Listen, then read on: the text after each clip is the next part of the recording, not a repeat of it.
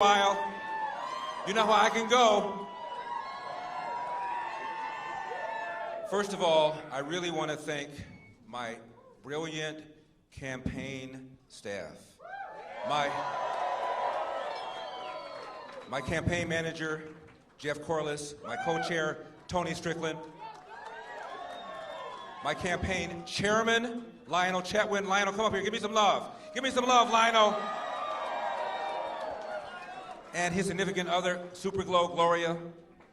My goodness. Ying Ma, communications director, Jennifer Alazieri.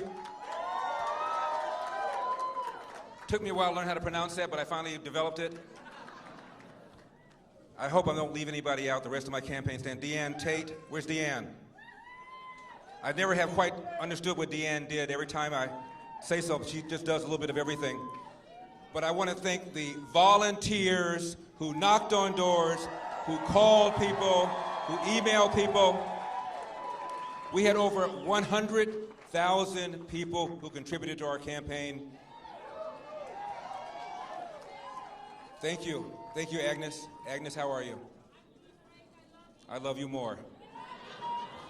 Don't tell my girlfriend. She's kind of territorial. Mark, how are you? Mark, you were there from day one. God bless you. Where's Betty Chu? Is Betty around? Betty? Betty's what is she? I hate, my mom used to tell me, never mention a woman's age. What are you, 82 years old, 84? First Asian American to pass the bar of California, become a lawyer. You know, our campaign was all Michael Horn, how are you? God bless you. I love you more. Yes. Oh. Nasrin, how are you? Nasrin, how are you? This campaign, where's Gloria? Where's Gloria Romero? I don't see Gloria Romero anywhere.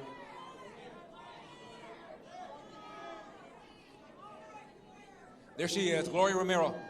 Gloria, let me say something about Gloria Romero. You know who Gloria Romero is. Gloria Romero is a Democrat. I'm hoping a recovering Democrat, but we'll see. She was the Senate Majority Leader. She crossed party lines. She's still a Democrat. Like my mother was still a Democrat. My brother was still a Democrat. I couldn't get them to change their party, but I got them to vote a lot more sensibly. Gloria crossed state party lines and supported my candidacy because of the issue of school choice. Because of the issue of school choice. As you know, my opponent, Governor Gavin Newsom, come on, let's be gracious. Let's be gracious in defeat. And by the way, we may have lost the battle, but we are going to win the war.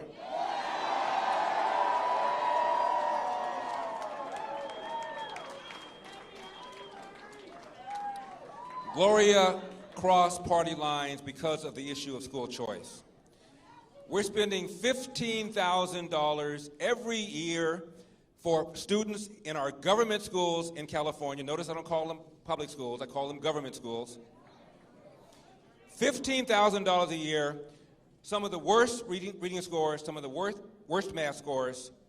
Only about 15 or 16 states spend more. And the students that are getting the raw end of the deal are the black and brown students who comprise 80% of the government students in our government schools. They're getting the worst teachers, the worst principals, the worst administrators, the worst outcomes. What is the route from poverty to middle class? At least finish high school. One, presumably where you can read, write, and compute at grade level, and that is not happening. I read a study that said roughly 5% of government teachers across the nation are incompetent. Roughly 5%. I have no idea whether that's true of California, but let's assume for a moment that it is. There are 300,000 public school teachers in California. Any given year, 2.2 are fired. If it is true that 5% are incompetent, that means 15,000 are incompetent, 2.2 every year are fired. Again, I'm not saying that applies to California, but assuming it does, imagine if that applied to cops in LA. I'm in LA.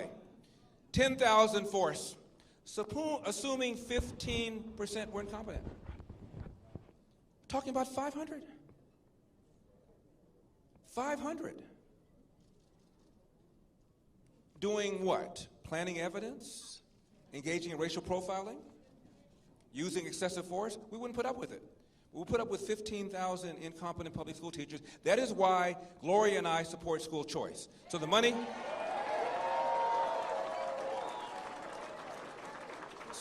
goes into an account, education savings account, that the parent can control, put the kid in a charter school, a private school, a religious school, or God forbid, homeschooling.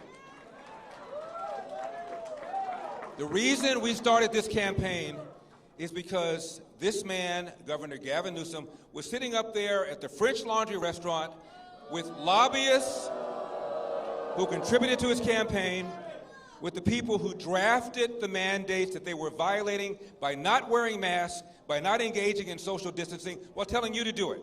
Meanwhile, his own kids were enjoying in-person private education. Now, he incurred a $12,000 wine tab. No, I don't know what they ordered, but I bet you it wasn't Mad Dog 2020. Crime up. Crime up. 41% in LA, and I'm talking about shootings, homicides. Under this governor, 20,000 convicted felons were released early. What could possibly go wrong? The other day, former Senator Barbara Boxer was mugged in Oakland. You're not cheering for Barbara Boxer being mugged, are you? This is a rough crowd. It's a rough crowd. Also, I wanted to give some love to Arnie Steinberg. Arnie Steinberg, my strategist. Arnie, you were brilliant, absolutely brilliant. Also, Jenny Sand is here. Jenny, without you, I probably wouldn't have run. Jenny Sand, Pastor Jack Hibbs. Dennis Prager. And again, my chairman, Lionel Chatwin, all of whom advised me to run. But ultimately, I decided to run because I felt that I could do something about the crime. I could do something about the homelessness. I could do something about the fact that California has now hit $800,000 average price of a home. That's 150% above the national average. Outrageous because of the stranglehold the environmental extremists have had over Gavin Newsom and have had over Sacramento. Love you more. We have 5 seasons in California now. The 5th one is fire because of the poor forest management.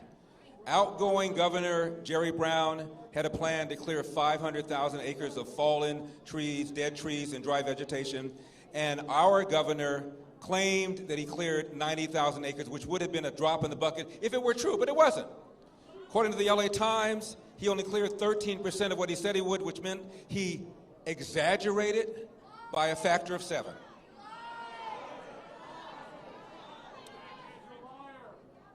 You know, before the pandemic, half of all 3rd graders in our government schools could not read at state levels of proficiency. Half. And those levels are low. Math scores even worse. 75% of black boys could not read at state levels of proficiency. Math scores are even worse. Because I care about this, I've been called the black face of white supremacy.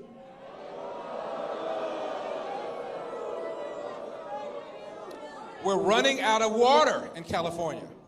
We haven't added to our water infrastructure in 40 or 50 years when the state was half its size. It's not like voters don't know what to do. We passed bond measure after bond measure after bond measure for more reservoirs, to raise dams, for more underground water storage, and yet the water drains right out into the Pacific Ocean. There is a desert nation in the Middle East. It's called Israel.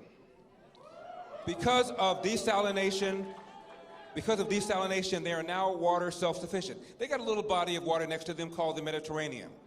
We have a little body of water next to us called the Pacific Ocean. We can't figure this out? Rolling brownouts? Are you kidding me? Rolling brownouts. Because we're forcing our utility companies to invest tens of millions of dollars into weather-dependent, unreliable sources of energy called wind and solar. A war on oil and gas. It almost takes an act of Congress to get a permit to drill an oil well or to drill for natural gas. Many of the middle-class jobs, working-class jobs related to those industries are all now gone. For the first time in our state's history, never happened before. What are we, 170 years old? I think, Arnie, you were there when it first happened, right? First time in our state's history. People are leaving. A net migration out of California. I love the smile, sir. Net migration out of California. And when middle-class people cite as the reason for leaving, the number one reason they cite is they cannot afford the price of a home. Average price has just hit $800,000, which is 150% above the national average, largely because of the environmental extremists that allow people to file a lawsuit to stop any development project for any reason for an indefinite period of time. It is outrageous. And businesses are leaving. More businesses have left California this year. You left too? You're leaving soon? You're leaving soon? Yeah. More businesses have left California so far this year than have left all of last year, and the rate at which people are leaving California is nearly twice the rate that they've left the last 2 or 3 years. There's a magazine called CEO Magazine. You know, I've mentioned that magazine. It's been around for 17 years. 17 years. They've asked CEOs, which is the worst state in which to do business, based upon taxes, based upon spending, based upon the power of the public sector unions, based upon whether or not the state has a pro-business or an anti-business attitude. For 17 consecutive years, California has been determined to be the worst state in which to do business. Now, nobody cares about millionaires and billionaires, to quote Bernie Sanders. Highest state income tax in the nation, 13.3%. There are 40 million people living in California. 1% pay half of the state income taxes, and the state income taxes are the largest source of revenue. 1% account for half of all the state income taxes. So when a millionaire or billionaire leaves California, he or she is taking that massive tax base with them, leaving less money for the things government is supposed to do. This is what we're facing. Rising crime. Declining quality of our public schools. Shut down the state to the point where 1/3 of all small businesses are now gone forever. We've only recovered half of our jobs pre-pandemic as opposed to 2/3 of the rest of the nation because we're paying people not to work.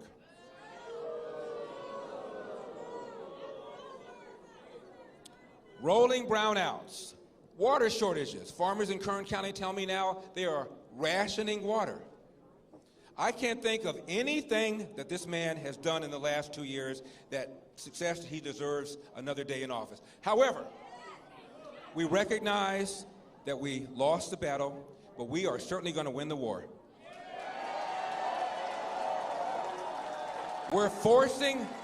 We are forcing them now to pay attention to the problem of homelessness. We are forcing them now to do a better job on schools. We are forcing them now to do a better job on clearing our forests. We're forcing them now to do a better job about energy. We are forcing them now to pay attention to the things they should have paid attention to 2 years ago.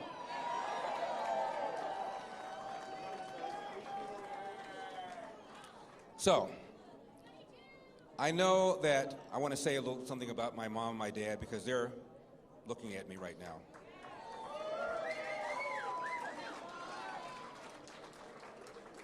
You know, my dad came here in 1945.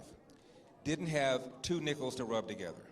8th grade dropout who did not know who his biological father is. Cleaned toilets, full-time, 2 jobs, one for Nabisco brand bread and one for Barbara Ann bread. Saved up enough nickels and dimes to start a little cafe in an area of LA called Pico Union. bought a house uptown in South Central that is now worth $700,000. I only mention that because it's still in our family, wonderful for us, but somebody who had an 8th grade dropout education, who worked 3 or 4 jobs, could not have a stay-at-home wife, as my dad did, educating 3 boys until the last of us went to middle school, could not duplicate that path because of the outrageous cost of living in California, largely driven by these environmental extremists that have had a stranglehold over Gavin Newsom and have had a stranglehold over Sacramento. We're going to turn that around. They're going to have to pay attention to that now. They weren't going to before, but now because of us, because of you, they're going to have to pay attention to that. So we have lost a battle, but we are absolutely going to win the war. Absolutely.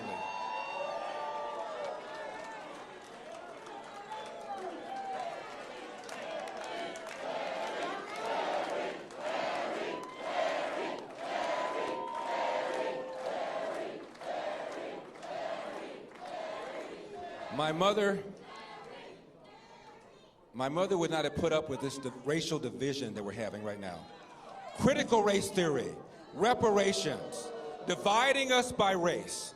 Notice that all these people, whether Barack Obama or Elizabeth Warren or Bernie Sanders, all of whom cut a commercial for Gavin Newsom, notice they never said the following words: Gavin Newsom has done a good job for the people of California. It's a Republican takeover. White supremacists. Say hello to the black face of white supremacy. Hey, don't laugh. Don't laugh. I worked hard for that title. What do you think would have happened if a candidate such as Barack Obama running for president had a white woman in a gorilla mask throw an egg at him? What would have happened? Front page news, Washington Post. Front page news, New York Times. Systemic racism, alive and well in America. They would have been talking about it in Bangladesh. But with me, nothing. Now let's analyze this. Maybe the lady who threw the egg was one of the 20,000 convicted felons that Gavin Newsom released early. I don't know.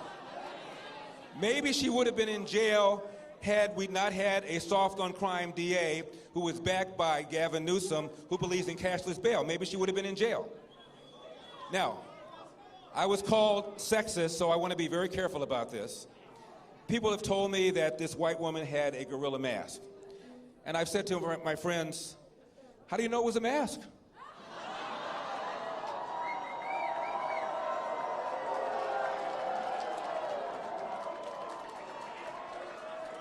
I don't know.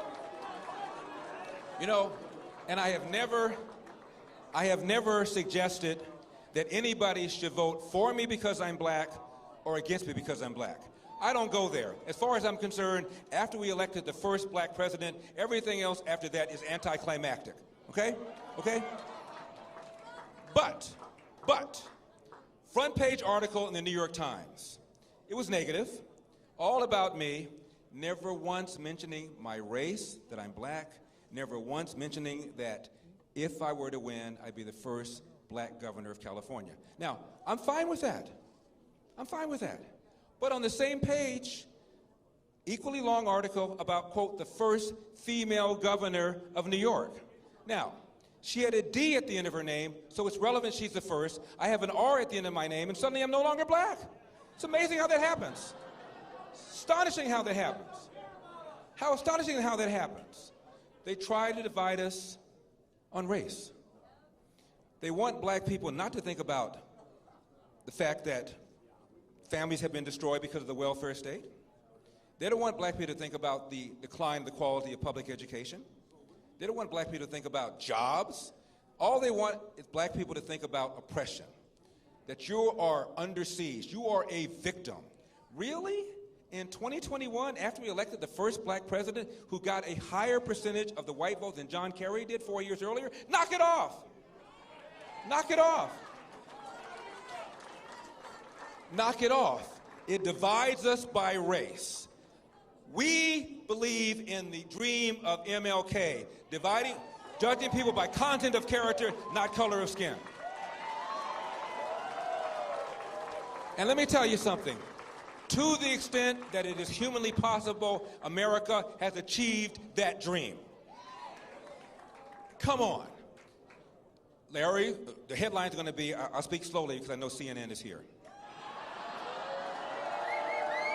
Headline.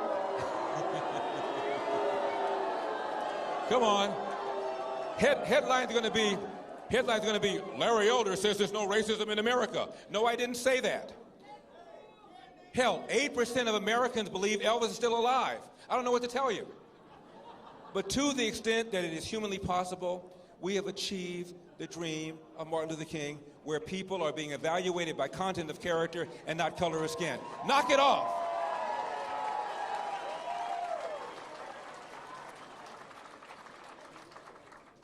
Obama was running in 2007. He was running against Hillary for the nomination. Mitt Romney was running against John McCain for the Republican nomination, right? Gallup decided to ask which of these four candidates had the biggest hurdle. They asked Americans, what percentage of you would never vote for a black person for president? 5%. 2007. What percentage would never vote for a female president? 11%. What percentage would never vote for a Mormon, referring to Mitt Romney? 24%. What percentage would never vote for somebody who would be 72 years old when he became president, referring to John McCain? 42%. So Obama had a lower hurdle than these three white politicians. Knock it off. Knock it off.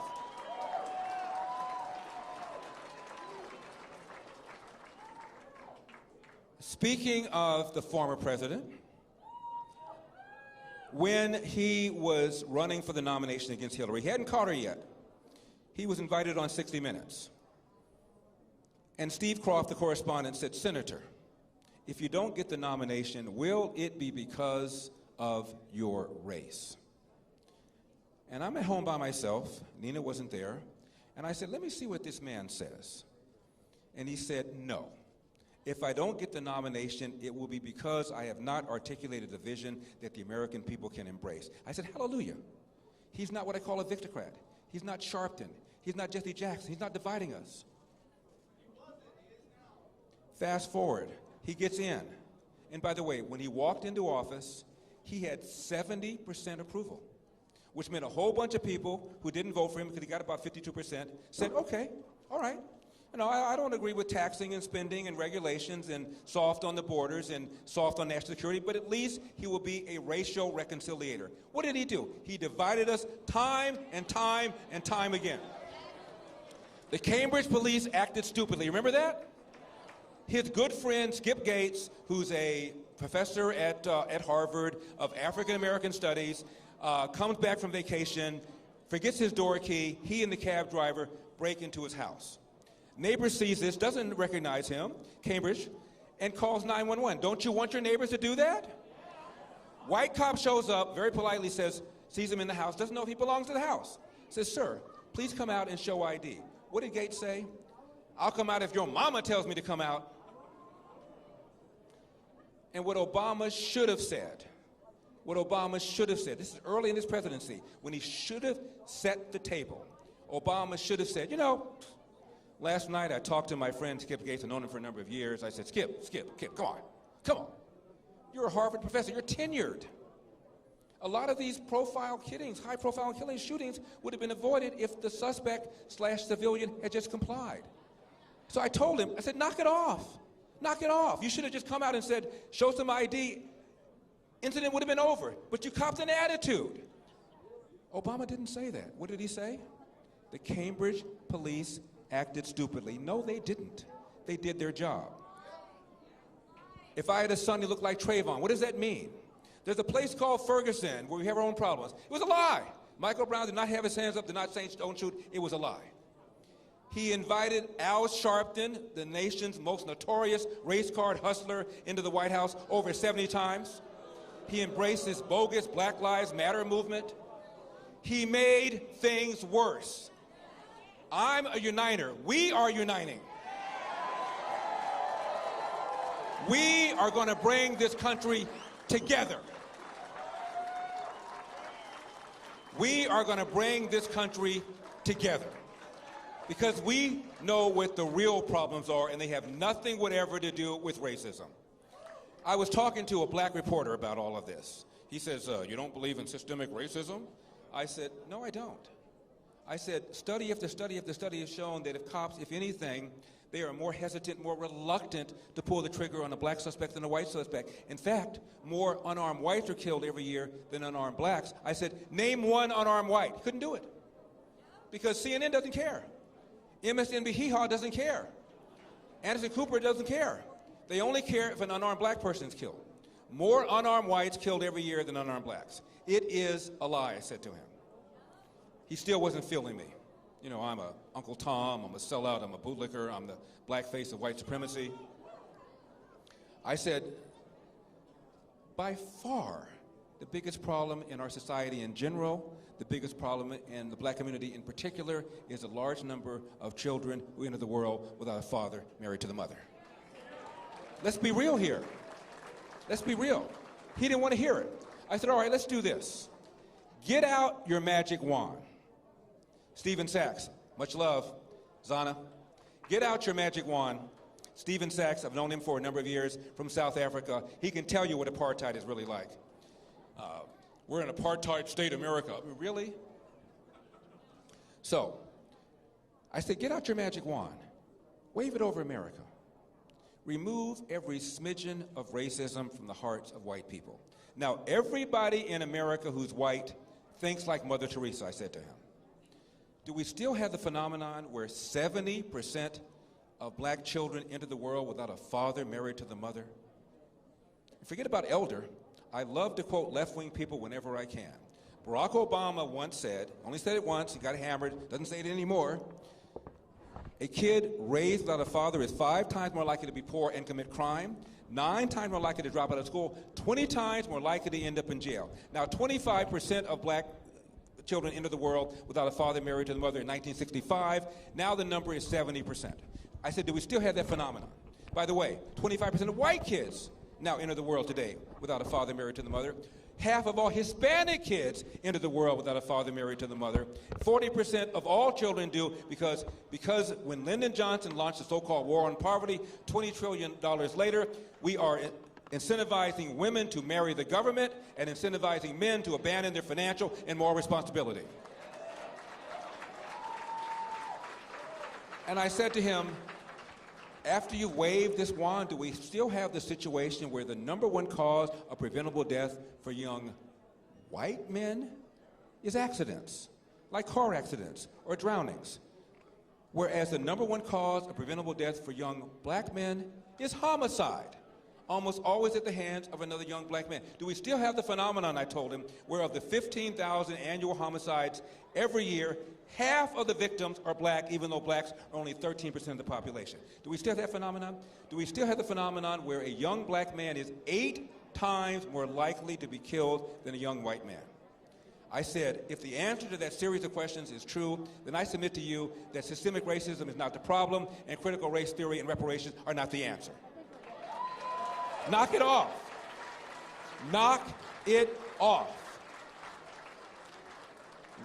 Our movement is about bringing people together and dealing with the problems that we have of crime, of homelessness, of people leaving this state because of the high cost of living, because we have the highest state income tax in the nation, because we have high regulations, because we're not managing our forests properly, because we're not managing our energy grid properly, and we are not investing in our water infrastructure.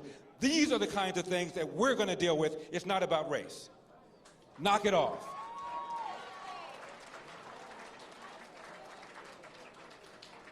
My father came here in 1945, 2 nickels to rub together, worked 2 full-time jobs cleaning toilets, started a little cafe, Pico Union area, became a Marine, World War II Marine. Thank you, sir. By the way, when I asked my dad why he became a Marine, he said 2 reasons. You know what I'm going to say? They go where the action is, and I love the uniforms. And my father always told my brothers and me, hard work wins. You get You get out of life what you put into it. You cannot control the outcome, Larry, but you are 100% in control of the effort. And before you complain about what somebody said to you or did to you, go to the nearest mirror, look at it, and say, what could I have done to change the outcome? And finally, my father always told this to my brothers and me: no matter how hard you work, how good you are, sooner or later, bad things are going to happen. How you deal with those bad things will tell your mother and me if we raised a man. And every day, I try to please my mother and my father by trying to convince them that they, in fact, have raised a man.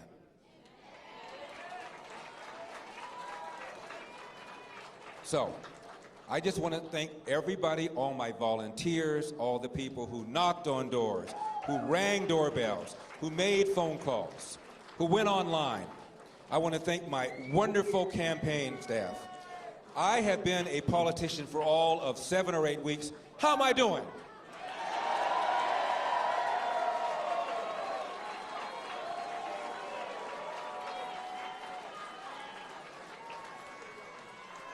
They are now listening in ways they never listened before.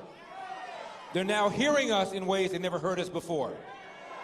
They're now going to work our problems the way they've never done before. I'm not somebody like my opponent who was born on third base and thought he hit a triple. I'm somebody from the inner city whose parents came here, as I said, with nothing, who worked hard, love you too, who worked hard, who believed in the American dream. And we believe in the American dream. We believe in a country. We believe in the vision of Martin Luther King. We believe in hope, true unity. We don't divide by race. We don't divide by gender. We don't divide by sexual orientation. We don't divide by ethnicity. We don't divide by religion. We unite.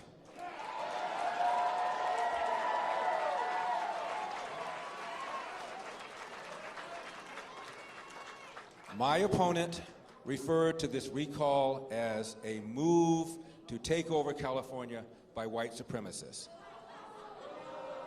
Do I look like a white supremacist? Now, when you consider, we don't blame, we don't finger point, we don't roll like that. But when you consider we were outspent by a factor of 5, 6, 7 to 1, I wasn't running just against Gavin Newsom. I was running against the left-wing media. I was running against a newspaper, the LA Times, that referred to me as the blackface of white supremacy. I'm running against a newspaper that called me everything but a black David Duke. I'm running against a media that serves as a public relations bureau for the left. And we still scared the bejesus out of them.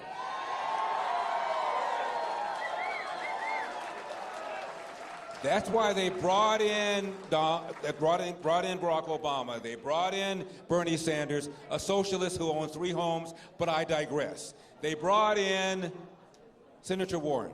And as I said before, all they did was call this a Republican takeover. I mentioned State Senator Gloria Romero.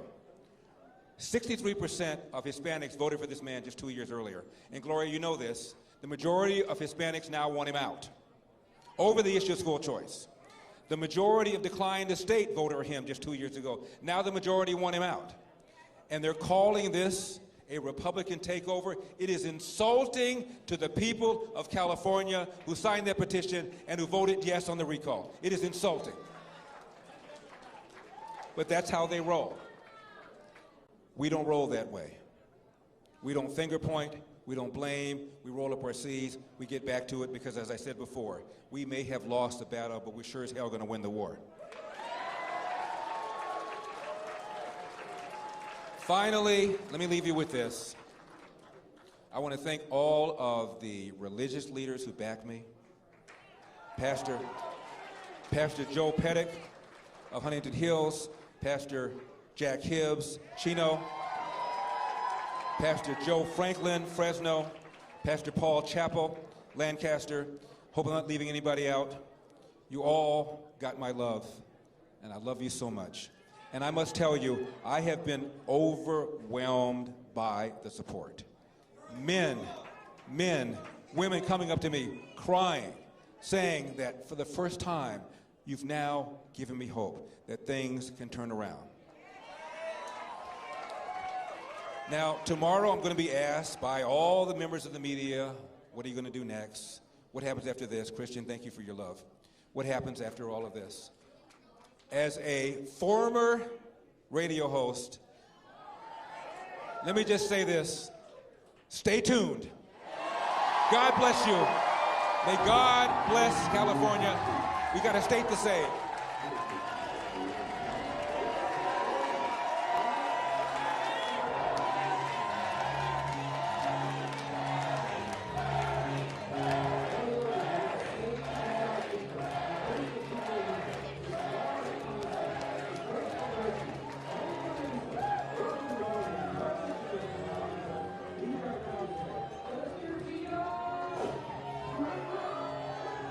Jeff Corliss and my security team, Nina,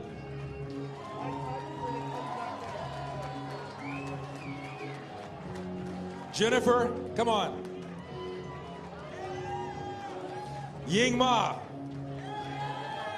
Communications, Bill Bayer, my lawyer, Super Joe Bezak, Desert Storm, Marine, Jenny Sand, one of whom convinced me to run. She said, Larry, you got to do this. I said, who's this crazy lady